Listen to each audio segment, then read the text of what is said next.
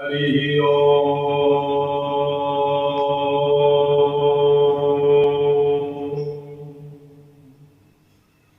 आनन्दमानन्दकरं प्रसन्नं ज्ञानस्वरूपं निजबोधरूपं योगीन्द्रमीशं बहुरोगिवैद्यं श्रीमद्गुरुं नित्यमहं नमामि। श्रीमद्गुरुं नित्यमहं नमामि। ॐ यं ब्रह्मा वरुणेन्द्ररुद्रमरुतः स्तुवन्ति दिव्यैस्तवैः वेदैः साङ्गफलक्रमोपनिषदैः गायन्ति यं सामगा ध्यानावस्थिततद्गतेन मनसा पश्यन्ति यं योगिनो यस्यान्तं न विदुः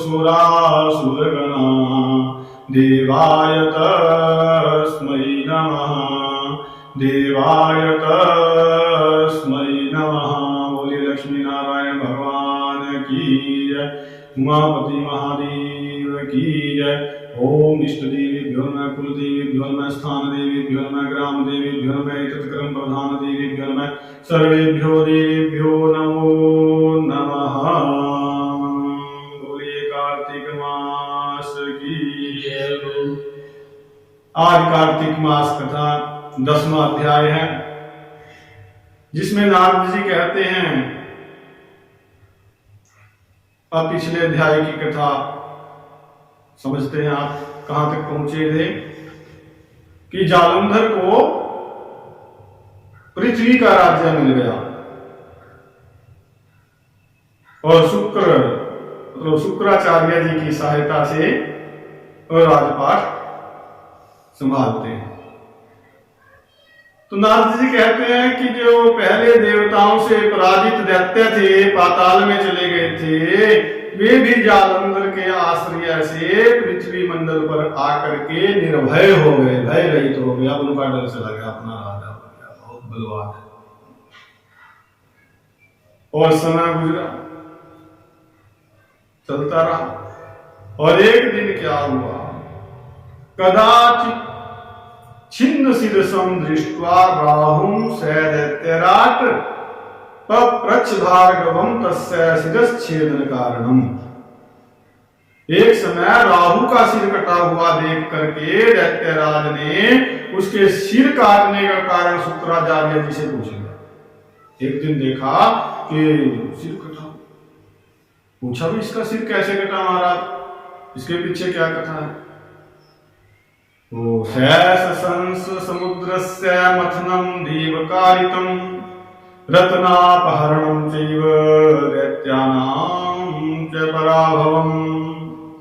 तो शुक्राचार्य ने देवताओं द्वारा कराए गए समुद्र मंथन का जो है सारा वृतांत सुनाया कि कैसे समुद्र मंथन हुआ था और किस प्रकार फिर उससे अमृत निकला, उसका वितरण हुआ, उसके रत्न बांटे गए, और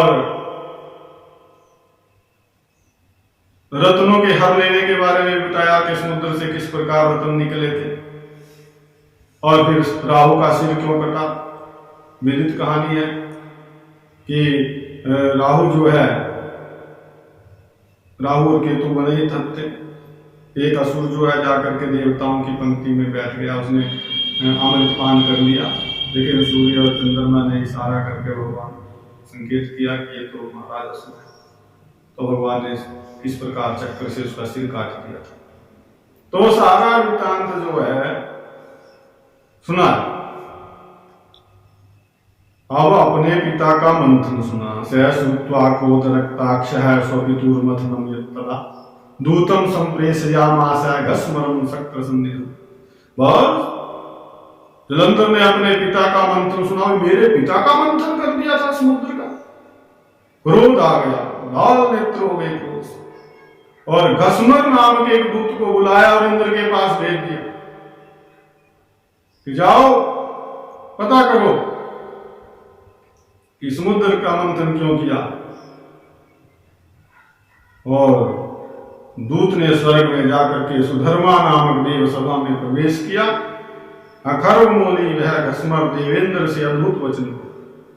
उसने कहा कि समुद्र के पुत्र जलंधर सब दैत्यों के स्वामी है। जलंधरोब्धि तनयः सर्व दैत्य जनेश्वर दूतो हम प्रेषितस्तेन सैर्यदाः शृणुष्वतत्।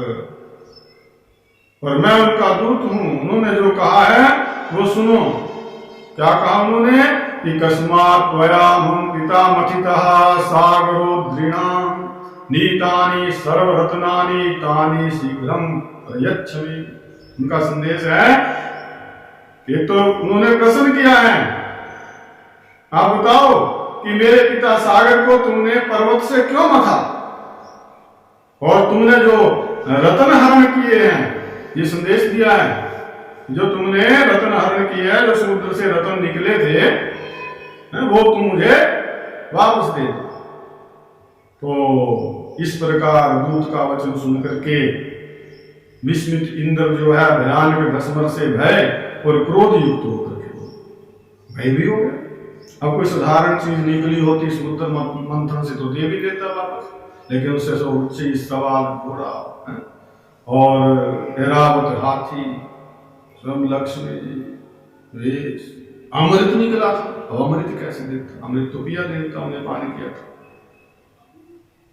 तो इंद्र ने क्या कहा कि शृणु दूत मया पूर्वम मथितः सागरो यथा। ये दूत जो हम लोगों द्वारा सागर मथा गया था पहले, उसका वृत्तांत तो सुनो। तो क्यों हमने मथा? हमने तो इसलिए मथा कि मेरे भय से जो डरे हुए पर्वत थे उसने अपनी काख में छिपा लिया था। किसने? समुद्र ने मेरे से डरे हुए पर्वतों को अपने में छिपा लिया था, उनको आश्रय दिया था। और पहले भी मेरे अनेक शत्रु हुए, तो वो शत्रु रहते हैं समुद्र की शरण में चले जाते थे और समुद्र जो है उनकी रक्षा करता था। तो इसलिए हमने क्या किया, उस समुद्र का मंथन किया और उसके रत्न समूह जो है मेरे द्वारा हरे गए। मैंने तो दंड दिया है, भाव ये है। और जो रत्न लिए थे उनके बारे में कोई बात कही। तो सागर के पुत्र शंख ने भी देवताओं से द्वेष किया था, वो भी समुद्र के अंदर धस गया था, इसलिए मेरे छोटे भाई के हाथ वो भी मारा गया था। इंद्र ने कहा, और भी क्या कहा, तद गच्छ कथस्य कथस्वास्य सर्वम मथन कारणम। पे जाओ भाई, जाकर के जो समुद्र मथने का कारण है जलंधर से कह दो। उन्होंने पूछा ना क्यों मथा था, इसलिए मथा, वो मेरे शत्रुओं को छिपा लेता था और उससे हमने फिर रत्न ग्रहण कर लिया मत करके। तो नारद जी कहते हैं कि तम विसर्जितो दूतस् तदेन्द्रेणागमत् भुवम्, कि तब इंद्र द्वारा भेजा हुआ वो दूत जो है विसर्जित किया गया दूत पृथ्वी पे आया और इंद्र का सारा संदेश जो है दैत्य से कह दिया। तब दैत्यपति जालंधर ने जब उस संदेश को सुना, इसलिए मथा था, तो क्रोध से कांपता हुआ और सब देवताओं के जीतने की इच्छा से शीघ्र ही उद्योग करने लगा, प्रयत्न करने लगा। और उस असुरेंद्र ने क्या किया, उस जलंधर ने सब दिशाओं में और पाताल में जितने भी दैत्य थे, करोड़ों दैत्य, बड़े बड़े शुंभ आदि है, बड़े बड़े दैत्यों की सेनाओं को बुला दिया। तब अपनी सेनाएं लेकर के आ, तो सब इकट्ठे हो गए। तो फिर गत्वा त्रिवीक्षतम दैत्यो नंदनाधिष्ठितो भवत्। तब जलंधर ने स्वर्ग में जाकर के नंदन वन में डेरा डाल लिया और स्वर्गपुरी को घेर करके मार दिया। तो बड़ी भारी दैत्यों की सेना को देख करके जो देवता थे वो कवच धारण करके युद्ध के लिए अमरावती से निकले। अमरावती स्वर्ग की राजधानी है इंद्र की, वहां से निकले और तब देवताओं और दैत्यों की सेनाओं में बड़ा भयंकर युद्ध होने लगा। ताया कि मूसलों से, परिघों से, तीरों से, गदाओं से, बर्छियों से, फरसे से, इस प्रकार ये आयुध लेकर के, अस्त्र शस्त्र लेकर के वे सेनाएं दौड़ी, आपस में मारकाट होने लगी। और दोनों सेनाओं के गिरे हुए हाथी, घोड़े, रथ, प्यादे, प्यादे क्या, जो पैदल सैनिक होते, उनसे रुधिर प्रवाह की प्रवृत्ति हुई, उनकी जैसे नदी चल जाती है खून की, ऐसे। तो संध्या के वेग समूह से मानो रणभूमि शोभित हो गई हो, और युद्ध में मारे गए। बताया कि युद्ध में मारे गए दैत्यों को शुक्राचार्य जो है मृत संजीवनी विद्या को पढ़ करके जो जल छिड़कते थे, उससे दैत्य जो है जीवित हो जाते। ततो युद्धे हतान दैत्यान भार्गव समजीवियत, अर्थात युद्ध में मारे गए दैत्यों को शुक्राचार्य जी मृत संजीवनी विद्या से जल पढ़ करके जीवित करने लगे। अब दैत्य तो मरते थे, शुक्राचार्य जी इनको जीवित कर देते थे। और उधर देवताओं के गुरु कौन है? बृहस्पति जी, वो भी अपना कार्य करते थे। तो क्या करते थे? वो भी द्रोणाचल नाम का पर्वत है, मृत संजीवनी विद्या तो उनपे थी नहीं, वो तो शुक्राचार्य जी को मिली थी भगवान शंकर से। वो है द्रोणाचल से दिव्य औषधियां ला करके, जड़ी बूटियां, और युद्ध में मारे हुए देवताओं को जीवित कर देते थे। दोनों अपने अपने सेनाओं का जो है जितना नुकसान होता था सैनिकों का, वो पूरा करते थे, ठीक कर लेते थे। तो युद्ध में मारे गए और फिर उठे हुए देवताओं को जब देखा तो जलंधर ने कहा, जलंधर है क्रोध वसो भार्गव वाक्य, क्रोधित होकर के जलंधर ने शुक्राचार्य जी से पूछा। क्या पूछा? कि मया देवा हता युद्धे उत्तिष्ठन्ति कथम पुनः तवेयं जीवनी विद्या नैव अन्यत्रेपि श्रुतम्। ये महाराज, ठीक है आपके पास तो संजीवनी विद्या है, सब जानते हैं, लेकिन ये देवता फिर दोबारा कैसे खड़े हो जाते हैं? वो किसी को तो मृत संजीवनी विद्या है नहीं, भी मरे हुए को जीवित कर दे। ये देवता भी मारे जाते हैं, लेकिन फिर ये खड़े हो जाते हैं, ऐसा क्या है? फिर लड़ने के लिए तैयार हो जाते हैं। तब शुक्राचार्य जी बताते हैं, शुक्राचार्य जी कहते हैं कि महाराज दिव्य औषधि समानीय द्रोणाद्रई अंगिरासुरान, ये जो अंगिरा जी के पुत्र है ना, किसी को पिता के नाम से संबोधित किया जाता है विशेष परिस्थितियों में ना, तो बृहस्पति जी के पिता कौन है? अंगिरा जी। शुक्र जी कहते हैं जो अंगिरा जी के पुत्र है ना बृहस्पति जी, अर्थात देवताओं के जो गुरु हैं, ये उनको जिला देते हैं, जीवित कर देते हैं। कैसे कर देते हैं? कि द्रोणाद्रई रंगिरा, द्रोणाद्रई दिव्य औषधि समानी, दिव्य औषधियां ये द्रोणाचल से लेकर के आते हैं। द्रोणाचल से अच्छी दिव्य औषधियां ला करके देवताओं को जीवित कर देते हैं। तो अब इसलिए तुम द्रोणाचल को शीघ्र ही हर लो ना द्रोणाचल होगा, ना उससे ये औषधियां ला सकेंगे, उसमें कब्जा, मतलब उसको हर लो। तो नारद जी कहते हैं कि उस पर दैत्येंद्रिय ने इत्युक्त है सहतु दैत्येंद्रो नीत्वा द्रोणाचलम तदा प्रक्षिपत सागरे तूर्णम पुनरागमनम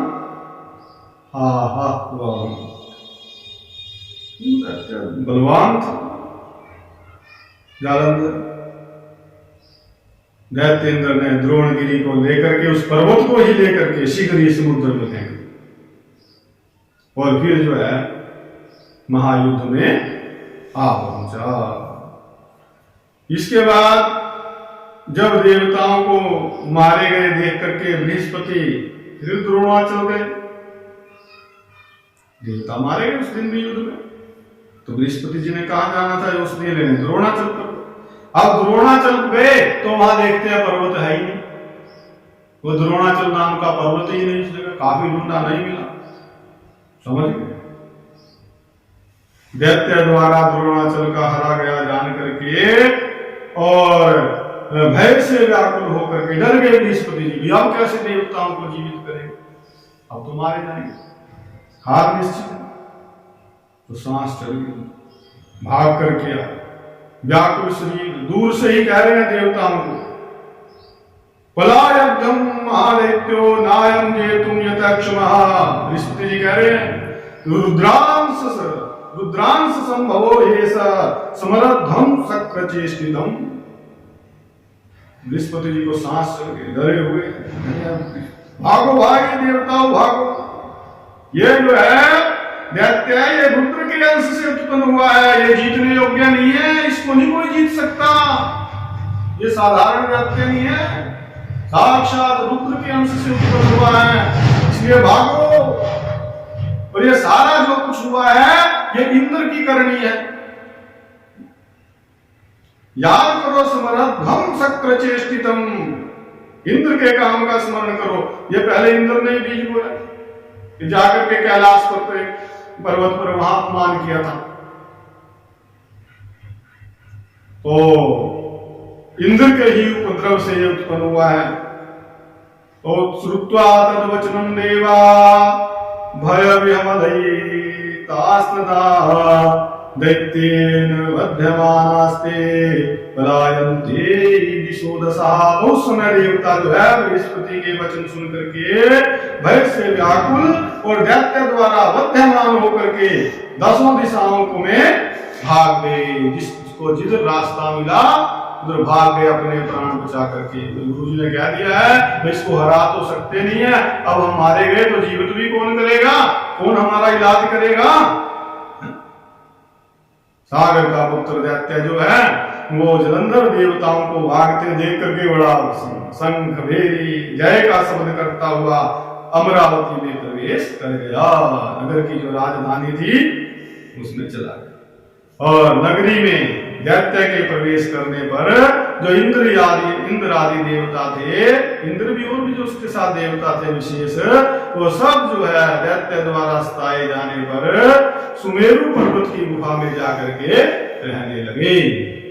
और एवं देवान विनिर्जित्य तत्र राज्यं चकार सः, वह दैत्य देवताओं को जीत करके अमरावती में राज्य करने लगा। और इसके बाद फिर वह असुर इंद्र आदि सब देवताओं के अधिकार में शुंभादिक श्रेष्ठ दैत्यों को पृथक पृथक स्थापित करके सुमेरु पर्वत की गुफा की ओर गया। क्या हुआ कि स्वर्ग का भी राजा कौन बन गया, जालंधर पृथ्वी का था, बना दिया था ब्रह्मा जी ने, और पाताल लोक पहले ही असुरों के का। और देवता बेचारे क्या करते, देवता जाकर के कंदराओं में छुप गए, गुफाओं में छुप गए। और उसने क्या किया, जो भी विभाग थे हवा का, पानी का, 10 दिक्पालों के स्वामी का, सब मधु आदि दैत्यों को दे दिए, बड़े बड़े असुरों को उन पर बिठा दिया। देवता के भाग, अब भी उसको शांति नहीं हुई। कहा ये देवता छुपे कहाँ, ये देखते हैं।